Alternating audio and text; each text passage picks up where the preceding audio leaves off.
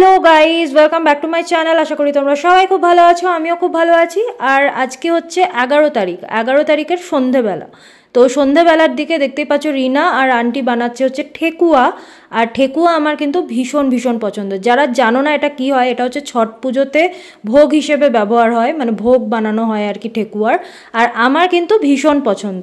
তো আমি প্রথম কোথায় খেয়েছি সেটা আবার অন্য ব্লগে তোমাদের বলবো, মানে আমি বিয়ের আগেই খেয়েছি। যখন আমি হস্টেলে থাকতাম তখন একটা নন বেঙ্গলি রুমমেট ছিল আমার, যার কাছে এটা খেয়েছিলাম প্রথমবার। আর এত ভালো লেগেছিল যে কি বলবো। তো যাই হোক, রিনাদেরও ছট পুজো আছে, এই জন্য ওরা বানাচ্ছিল। আর আমার পছন্দের সাথে সাথে যার পছন্দ সেটা হচ্ছে আমার শাশুড়ি মায়ের। এবার নিশ্চয়ই তোমরা বুঝতে পেরে গেছো আমার শাশুড়ি মা তো দিল্লিতে নেই, তাহলে আমার কেন বলছি, কেন কি আমরা যাচ্ছি হচ্ছে ছিন্দওয়াড়া। আর দুর্গা পুজোতে এবার ছিন্দওয়াড়াতেই থাকবো। তো যাই হোক, কালকেই আমাদের বেরিয়ে যেতে হবে, এই জন্য 11 তারিখে ওকে দিয়ে সব কিছু আমি বানিয়ে ঠানিয়ে নিচ্ছি। আর ওর মুখে একটু শুনে নাও আর কি কিভাবে বানাতে হয়। ঠিক আছে, চল চল। और क्या कहते हैं, चीनी को थोड़ा सा दरदरा कर दिया था और सॉफ्ट डाल दिया। अच्छा, ड्राई फ्रूट्स भी डलते हैं ना? हाँ, इसमें चाहो तो वो सब भी डाल सकते हो। তো guys, welcome back to my channel. আশা করি তোমরা সবাই খুব ভালো আছো, আমিও খুব ভালো আছি। তো আজকে হচ্ছে 12 তারিখ আর 12ই সেপ্টেম্বর। আর আজকে আমরা যাচ্ছি শুক্রবার। এখন বাজে হচ্ছে বিকেল 5:30। তো 5:30 থেকে ব্লগটা শুরু করছি। আর আমরা যাচ্ছি হচ্ছে ছিন্দওয়াড়া, মানে আমি আমার শ্বশুর বাড়ি যাচ্ছি। তো চলো ব্লগটাকে এখন থেকে শুরু করছি। আজকে আমাদের ট্রেন আছে হচ্ছে 7:15-তে, তো রাজধানী। তো সেটাতে আমরা যাচ্ছি। আর সকাল থেকে প্যাকিং, গোছ গাছ।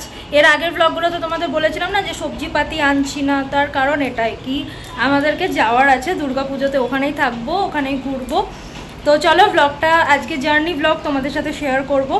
তো চলো ব্লগটা দেখতে থাকো। বাচ্চারা রেডি হয়ে গেছে, স্নেহিল রেডি হচ্ছে, আমিও হয়ে গেছি। ট্রেনে তো এরকমই যাচ্ছি, এই যে দেখতেই পাচ্ছ এই কোট সেটটা পরে নিয়েছি।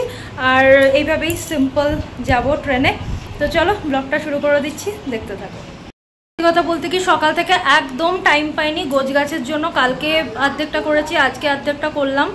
আর যেহেতু স্নেহিলের অফিস ছিল, বাচ্চাদেরকে স্কুলেও পাঠিয়েছিলাম, কেন কি আমি চাইছিলাম না যে কামাই হোক, তো সেই কারণে। তো চলো, গাড়ি চলে এসছে নিচে, এবার যাওয়া যাক।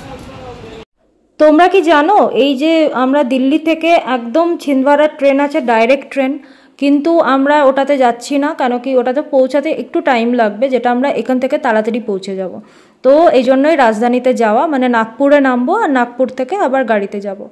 তো যাই হোক, এটা করার কারণ হচ্ছে আমরা তাড়াতাড়ি পৌঁছে যাব। আর এই যে স্টেশনের ভিড় দেখেছো, আর আমরা এই দূরে দাঁড়িয়ে আছি কেন কি আমাদের ট্রেনে ফার্স্ট ক্লাস আছে, তো ফার্স্ট ক্লাসে উঠবো। আর এসে গেছে রাজধানী। হাসছো কেন গো?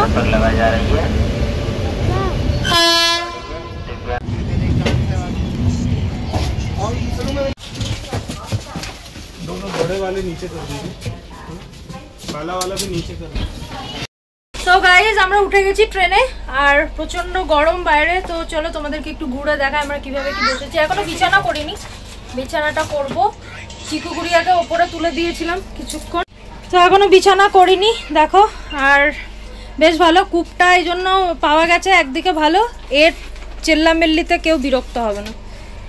আর এই যে এরকম এখানে একটু ঘুরতেও পারবো গুড়িয়াকে নিয়ে, যদি কান্নাকাটি করে, ও তো খুব জ্বালাতন করে, এই জন্য ফ্লাইটে যাওয়া ছেড়ে দিয়েছি।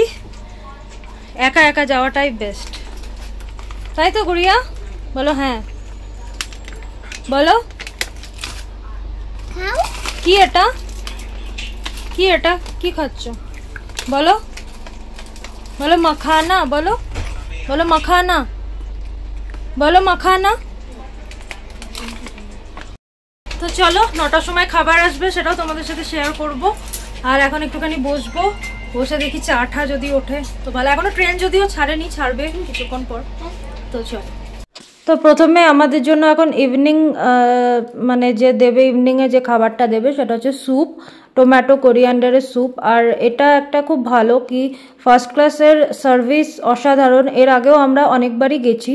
আর তারপরে কি হয়েছিল, করোনার টাইমে তো ফার্স্ট ক্লাসে গেছি, তারপরে ট্রেনটা ছেড়ে ফ্লাইটে যেতাম, কিন্তু ফ্লাইটে গুড়িয়া এতটাই বদমাইশি করতো কি আর আমার পক্ষে সম্ভব হতো না, খুব একটা মানে এম্বারেস হয়ে যেতাম মানে গুড়িয়ার জ্বালানোতে। তো যাই হোক, এই কারণে আমরা ঠিক করলাম যে একটু নিরিবিলি প্রাইভেসির মধ্যে যাব, ওটাই বেটার হবে। বাচ্চা একটু বড় হয়ে গেলে তো টু টায়ারেও যাওয়া যেতে পারে, কোনো ভি ইয়েতে যাওয়া যেতে পারে, কিন্তু বাচ্চা যতক্ষণ না বড় হচ্ছে না খুবই সমস্যা, শুধু বাচ্চার জন্য না অন্য লোকেদের সমস্যা হয়। তো যাই হোক, এখানে দেখতে পাচ্ছ, এই কারণে আমরা এই ডিসিশন নিয়েছি কি ফার্স্ট ক্লাসেই যাব। তবে এতটা সার্ভিস আমরা এর আগে দেখিনি, কেন কি আমরা করোনার টাইমে যেতাম, তো কোভিডের টাইমে কি হতো, এতটা বেশি কিছু করতো না, মানে একে তো বিছানাপত্র দিত না, তারপর এত লোক ঘন ঘন আসতো না, এখানে যেমন আসছে জিজ্ঞেস করছে, তো খুব ভালো লাগছিল। তো যাই হোক, স্যুপের সাথে সাথে এরকম ব্রেড স্টিক দিয়েছিল আর একটু বাটার দিয়েছিল, তো খুবই ভালো লাগছিল। স্যুপটা একদম ফ্রেশ বানিয়ে এনেছিল, এটা একটা সবচেয়ে বড় ব্যাপার, মানে ওই প্যাকেটে পাওয়া যায় না ওরকম গুলে দিয়ে দেয়নি গরম জলের সাথে, একদম কড়াওয়ালা মানে করেছে আর কি, বানিয়েছে ওখানে। আর এই যে আমাদের গোলাপ দিল প্রত্যেককে একটা করে, তো এই জিনিসগুলোর কথাই বলছিলাম, তখন এতটা ছিল না, কিন্তু এখন দেখছি বেশ সুন্দর দিচ্ছে, বেশ ভালো লাগছে। তো যাই হোক, এখানে আমাদের 4 জনকে 4টে দিয়েছে, আর এরপর চলে এসছে আমাদের ডিনার। তো ডিনারে চলো তোমাদের সাথে শেয়ার করব কি কি আছে। এখন তো পেটটা ভরা স্যুপ খেয়েছি, তাছাড়া আমরা সাথে করে যে স্ন্যাক্সগুলো নিয়ে এসেছিলাম না সেগুলোও ছিল, খেয়েছিলাম। তো যাই হোক, আমরা নিয়েছিলাম ননভেজ ডিনারে, তো ছিল হচ্ছে ভাত, জিরা রাইস, আর তার সাথে আলু পটলের একটা ভাজা তরকারি, একটা ডাল, আর চিকেনের ঝোল, আর দহি। তো এই ছিল, আর রুটি ছিল, ঠিক আছে, রুটি ছিল, আচার ছিল। তো খাবারটা তোমাদের বলে বোঝাতে পারবো না, আমি এত ভালো ট্রেনের খাবার একটা মাত্র খেয়েছি, বন্দে ভারতে খেয়েছিলাম যেটা অসাধারণ ভালো খাবার ছিল, আর এইখানে খেলাম যেটা অসাধারণ ভালো খাবার। তো তারপরে আমাদেরকে দিল হচ্ছে বাটার স্কচ আইসক্রিম, ঠিক আছে, সেমনি আইসক্রিম না, বাটার স্কচওয়ালাই দিয়েছে আইসক্রিম, খুব ভালো লাগলো, সার্ভিস ভীষণ ভালো।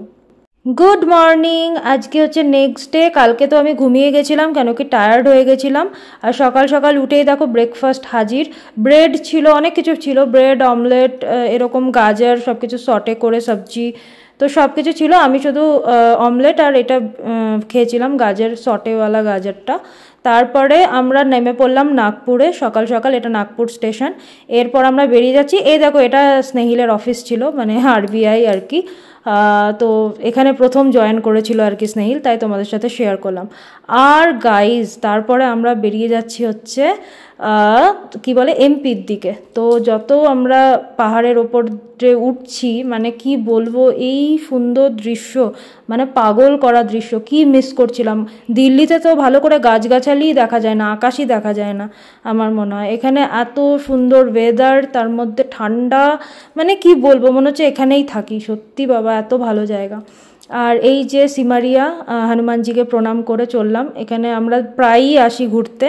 তো এই যে এবার ঘরের রাস্তার দিকে চলছি, আর ওই যে আমাদের বাংলো, এবার আমরা ঢুকবো, আর ঢোকার পর তোমাদের প্রত্যেকের একটুখানি ওটা দেখাবো যে আমাদের জন্য সবাই কিরকম অপেক্ষা করছে। চল